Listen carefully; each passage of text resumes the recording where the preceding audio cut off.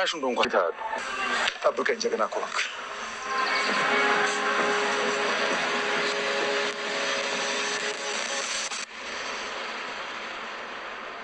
ግን ቢያንስ ተዘጋጅተሽ አትሄጂም? ምንም እኮ ዝግጅት አያስፈልገውም። 6 ዓመት የወጣች ሴት ታዲያ ወደ ቤቷ ስትመለስ ባዶ እጇን ነው? አባዬ እነሱ እኮ እኔን ነው የሚፈልጉት። ያው የሚያስፈልግም ነገር ካለ መንገድ ላይ እገዛለሁ።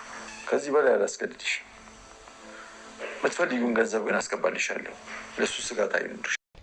በጣም የሚገርም ነገር ተፈጥሯል ማለት ነው። እንግዲህ ትሁት ወደ ቤተሰቦቿ ካልሄድኩኝ ሙቼ እገኛለሁ ብላለች። አባባም ልጄ ለምንድን ነው የምትሄጂው? እኛ እኮ ቤተሰቦች ማለት ነን ብለው እንግዲህ ቢመክሯትም እሷ ግን አሻፈረኝ ካልሄድኩ ብላለች። ካሌብ ታዲያ ከወደ በር መጥቶ አትሄጂም ትሁቴ፣ እኔ እኮ ነኝ ያስቀየምኩሽ። ይሄ እኮ ቤትሽ ማለት ነው። ምን ለማለት ፈልገሽ ነው?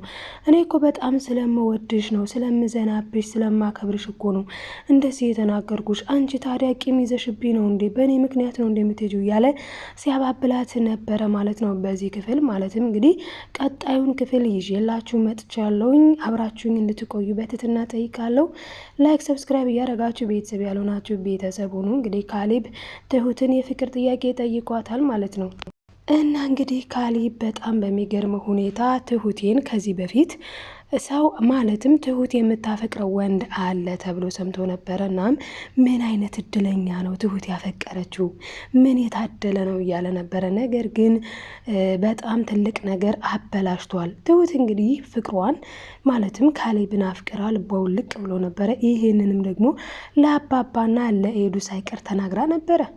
ካሌብን እንዳፈቀረችው ለኤዱ ነግራታለች። በእርግጥ ለአባባ ማንነቱን ባትናገርም ግን አባዬ ግን እኔ ባፈቅር ችግር አለው ብላ አባባ ማርዴ ማለት ግን ፍቅር የትኛው የዚህ ማለት የጾታዊ ፍቅር ነው ሲሏት ጊዜም አዎ አባዬ የጾታዊ ፍቅር ብላ ነበረ።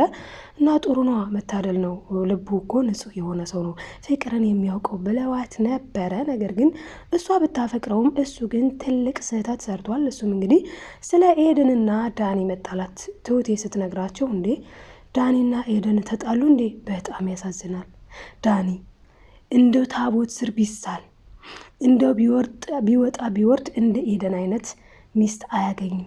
የተማረች ናት፣ በዛ ላይ ቆንጆ ናት፣ ፍቅር ታውቃለች፣ ፍቅር አሰጣት ትችላለች እያለ ልክ ሰጥታው የተቀበለ ይመስል እሷን ሲያሞግስ ነበር። ታዲያ ሴቶች ደግሞ የቅናት ጉዳይ አለና ትሁቴ በጣም ተናዳ ለአባባም እንዳዘነች እንደተናደደች አባባ ተመልክቷል ማለት ነው። አሁን እንግዲህ ያያ ተጨምሮባት ትሁት ወደ ሀገሯ እንድትሄድ ተገዳለች ማለት ነው።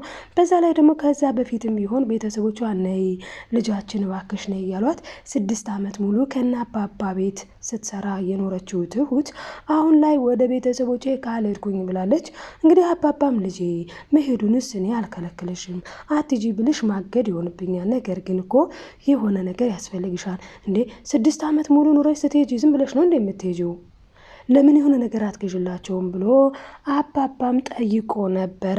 እንግዲህ ትሁቴም አይ አባዬ ችግር የለውም እነሱ የሚፈልጉት እኔን ነው፣ በዛ ላይ ደግሞ የሚያስፈልግ ነገር ካለ ከመንገድ ላይ ገዛላቸዋለሁ ብላለች። አባባም ችግር የለም ልጄ እንግዲህ እኔ እንኳን አብረሽ ሂጄ የተለያየ ነገር ገዝተን ደስ ብሎሽ ብትሄጂ ነበር ደስ የሚለኝ። ከፍቶሻን እንደዚህ ከፍቶሽ ይሄ ካሌብ በእኔ ምክንያት ስንት ጊዜ አስከፋሽ ልጄ፣ በቃ አይዞሽ ይቅር በይኝ ደግሞ ብለው አባባ መርቀው ገንዘቡን እየፈለግሽውን ገንዘብ በአካውንትሽ አስገባልሻሉ ለዚህ እንዳታስቢ ብለው እንግዲህ መርቀው ሊልኳት ሲሉ ካሌብ ከወደ ውጭ መጥቶ ፍቅሩን ገልጾላታል ማለት ነው። ይሄ በእውነቱ ሚራክል ነው። በጣም ደስ የሚል ነገር ነው።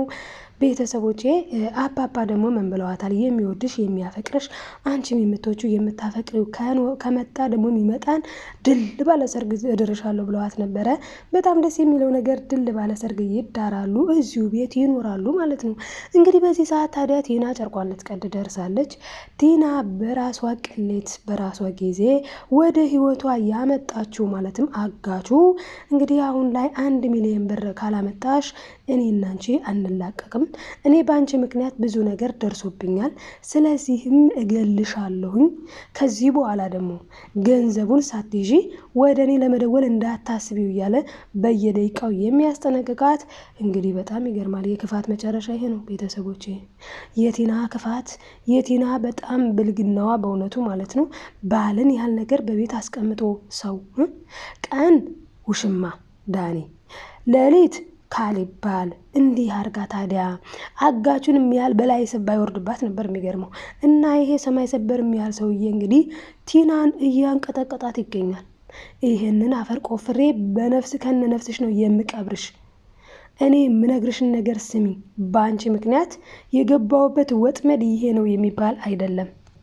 እንግዲህ አባባ ታዲያ በጣም በሚገርም ሁኔታ ትሁቴን ለምነዋት ነበረ። ትሁቴም ካልሄድኩኝ ስትል ካሌብ መጥቶ ቢያስቀራትም ነገር ግን አሁንም ትሁቴ እንዳኮረፈች ናት። ምክንያቱ ደግሞ ቲና እዚህ ቤት እያለች አፈቀርኩሽ ወደድኩሽ ቢለኝ ምን ዋጋ አለው እያለች ነው። ምክንያቱም እሷ የምትፈልገው ካሌብን ባሏ አድርጋ እሷ ደግሞ ሚስት ሆና መቀመጥ ነው። ምክንያቱም ስለምትወዱ። በነገራችን ላይ የሚወዱት የሚያፈቅሩት ሰው ጋር መኖር በጣም ደስ የሚል ነገር ነው። ግን አንዳንድ ሰዎች በፍቅር ጉዳይ ላይ ሲወራ ምን ይላሉ መሰላችሁ? እኔ ከወደድኩት እኔ ካፈቀርኩት ፍቅር እኮ በልብ የሚቀመጥ ሐውልት ነው ምናምን ይባላል። እኔ እንደ ውስጤ ቤተሰቦች የእናንተን አስተያየት እስኪ ያስቀምጡ። እኔ ፍቅር የሚባለው ነገር ማለት ነው አብራችሁት ካልኖራችሁ ዘላለማችሁ ከሱ ጋር ካልሆነ በስተቀር ሌላ ሰው አግብታ ፍቅር በልብ ይኖራል የሚባለው ላይ ብዙ ጎበዝ አይደለሁኝም። ደግሞ አያስማማኝም ጋይስ። እናንተ እስኪ አይ ህይወት ይሄ እንኳን ትክክል ነው የሚለውን ከራሳችሁ ላይፍ ብትጽፉልኝ ደስ ይለኛል። ውድ ቤተሰቦቼ ወደ ሄዱዬ ስንመለስ ሄዱ እንግዲህ ለዳኒ ይቅርታ አድርጋለታለች። ይሄ በእውነቱ በጣም ደስ የሚል ነገር ነው። ይቅርታ ከምንም በላይ ደስ የሚል ነው። ሰውን ይቅር ስንል እግዚአብሔር ይቅር ይለናል፣ ፈጣሪ ይቅር ይለናል።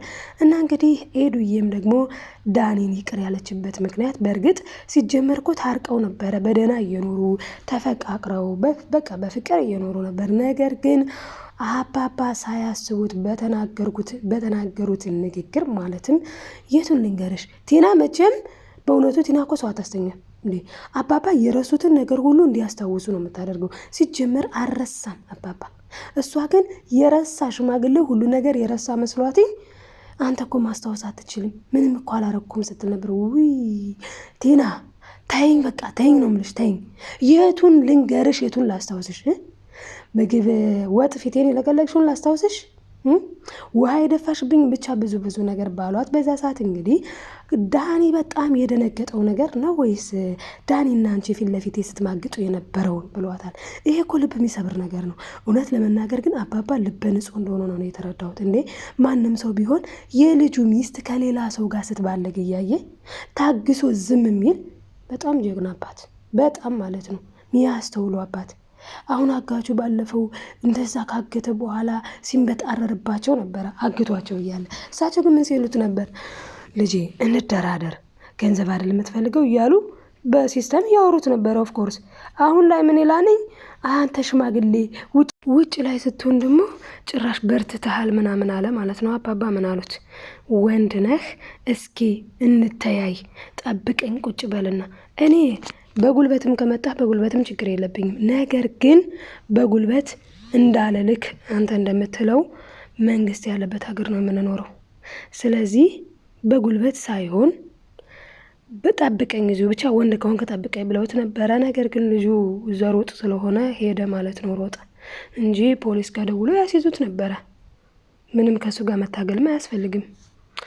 እና በዚህ መልክ ሄዷልኝ። ዳኒ ግን በጣም ደስ የሚለው አባባ እንግዲህ ያው ዳኒ ሊወጣ ሻንጣውን ይዞ ሊሄድ ነበረ። የሚሄደውም ደግሞ ወደ ቤተሰቦቹ ቤት ነበር። ምክንያቱም ምን ብለዋለ ሄዱ ማለት ነው። አንተ ቆይ እንዴት ነው የዚህን ያክል በድላቸው እንደዚህ ከበደልከው ሰው ጋር የምትኖረው? ውሳኔ እንኳን መወሰን እኮ አትችልም። ስለዚህ አንተ ጋር እንዳልሆን የከለከለኝ ፈጣሪ ይመስገን። ምክንያቱ ደግሞ አንተ ማነህ ምንድነህ የሚለውን ጸባይህን እንዳውቅ የረዳኝ። እውነት ለመናገር እዚህ ጋር ሄዱ ልክ ናት። ምክንያቱም ወንድ ልጅ ኮስተር ሲል ነው አሪፉ። አስባችሁታል? የዳኒ ነገር እኮ በጣም የሚያሳዝነው ምንም እንኳን አሁን ላይ ዳኒ ለአባባ ጥሩ ነገር ስላረገ ነፍሱን እንኳን ሳይቀር አሳልፎ ለአባባ ማለት ነው ስለሰጠ በሞትም ልሙት አባባ ግን መዳን አለባቸው ብሎ ስለተጋፈጠ፣ ለምንድነው የተጋፈጠው ከተባለ ኤደንን ሲል ነው። ኤደን እንድትታረቀው ሲል ያው ዳኒ ራሱን አሳልፎ ለአባባ መዳን ማለት ምንም እንዳይሆኑ ለእገታ አውጥቷቸዋል። ስለዚህ ያችን ጥሩ ነገር አይተው አባባ ደግሞ አትሄድም ታስፈልገኛለህ ብለውታል። እሱ ሊሄድ የነበረው ወደ እናት አባቱ ቤት ነው። ምክንያቱም ቆይ ተከራይተ ነበር የምትኖረው በፊት ሲለው አባባ አዎ ብሏል። እንግዲህ አስቡት፣ ተከራይቶ ከሚኖርበት ኑሮ ሲከብደው፣ እውነቱን ለመናገር እንኳን መፍረድ ከባድ ነው በእውነት። አሁን ላይ ኢትዮጵያ ያለው ኑሮ በጣም ከባድ ነው። በነገራችን ላይ ፊልም ድራማ መሆኑን አትዩ። በእውነተኛ ህይወት እንደዚህ የሚኖሩ ብዙ ሰዎች አሉ። እንደ ዳኒ ቀኑ የጨለመባቸው እኮ አሉ። ዳኒ አሁን ህይወት ጠማው ነው እኮ፣ ስራ አልሳካለው፣ ህይወት ጠመመችው፣ ኑሮ ከበደው። ስለዚህ ምን አረገ? በቃ በዚህ መንገድ በቃ ብሎ ሳይወድ በግዱ ቲናን እንደ ገቢ ምንጭ አረጋት። ግን እንደው ድፍረቱ፣ በእውነት ድፍረቱ ወንድም ነኝ ብሎ ከባለትዳር ቤት ሰተት ብሎ ውሽማ ሆኖ መግባት፣ ይሄ ደፋርነት በጣም እና በእርግጥ በጣም ከባድ ጸያፍ ነገር ነው ያደረገው። ነገር ግን እሷ ደግሞ ስታበረታታው፣ እንግዲህ ሴት ልጅ ያበረታው ምን አይፈራም ይባላል። ሴት ያዘዘው ሞት አይፈራም። ስለዛ እንግዲህ እሱም በዛ መልኩ እዛ ቤት ገብቶ ጊዜውን አሳልፏል። ከአንዴም ሁለቴ፣ ኧረ ብዙ ጊዜ አንተ ከዚህ አትሄድም እንዴ? ቲናም ካሌብም አባባም ሄድ ከዚህ እያሉት አልሄድም ብሎ የነበረው ልጅ አሁን ላይ ግን ሄዱ።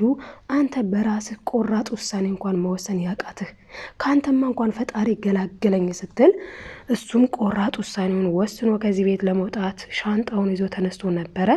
አባባ ግን ታስፈልገኛለህ በማለት አስቀርተውታል ማለት ነው። ይሄ በጣም ደስ የሚል ነገር ነው። የሚገርመውና የሚያሳዝነው ነገር ግን ቲና ስቲል ናው ከእሷ ጋር የሆነ መስሏትኝ ዳኒን ለማናገር ቀጥራው ነበረ። ከተቀጠረችው ቦታም ሄዶ እና አሁን እጅ ለእጅ ተያይዘን የዚህን ቤት ነገር ማውደም አለብን፣ ገንዘብና ገንዘብ ያስፈልገናል ብላለች። በገንዘብ የምትተነፍሰው ቲና በነገራችን ላይ ገንዘብ ከሰጧትኝ እናትና አባቷን ሁላ ትሸጣለች። የቲና የባክግራውንዷ ማለትም ከካሌብ በፊት የነበረ ባክግራውንድ በጣም ባድ በእውነት በጣም ደባሪ ነገር ነው። ለዛ ነው አሁን ላይ የአውሬ ስፕሪት የአውሬ አይነት ነገር የምትሰራው። ማለት እንዴት ነው መሰላችሁ? ደም ማፍሰስ፣ ሰው መግደል፣ ኤኒቲንግ በቃ በጣም መጥፎ ነገር የምታደርግበት ምክንያቷ ምንድን ነው? እሷ ከኋላ ያላትኝ ላይፏ የተበላሸ ነው እና ከኋላ ያላት ከጀርባ ያለውን ላይፏን ደግሞ በኔክስት ቪዲዮ ይዤላችሁ የምመጣ ይሆናል። ለዛሬው ይዤላችሁ የመጣሁት ይህን ይመስል ነበር። ላይክ ሰብስክራይብ እያደረጋችሁ ቤተሰብ ያልሆናችሁ ቤተሰብ ሁኑ። ቤተሰቦችዬ ላይክ ማድረጋችሁንና ሀሳብ አስተያየታችሁን መስጠታችሁን አትርሱ። ለማዘዝ አይደለም ለማስታወስ ያክል ነው። እንደ ቲና ከመሆን ፈጣሪ ይጠብቀን። እንደ ቲና አይነት ብዙ ሰዎች አሉ በአካባቢያችን፣ በሰፈራችን፣ በቤታችን እህት ወንድምም ሊሆን ይችላል ራሱንና ራሱን የሚወድ ማለት ነው። እንደ ቲና አይነት ማለት ቲና እንግዲህ ባል እኮ ትልቅ ነገር ነው አይደል? የሚከበር የምናከብረው ነው። ለእሷ ግን ባል ኢምንት ነገር ሆኖ ነው ውሽማ ይዛበት የገባችው። እና ከእንደዚህ አይነት ላይፍ በእንደዚህ አይነት ህይወት ውስጥ ያሉትንም ፈጣሪ ያውጣቸው እንላለን። በቀጣዩ እስክንገናኝ ደህና ቆዩ ወዶችዬ።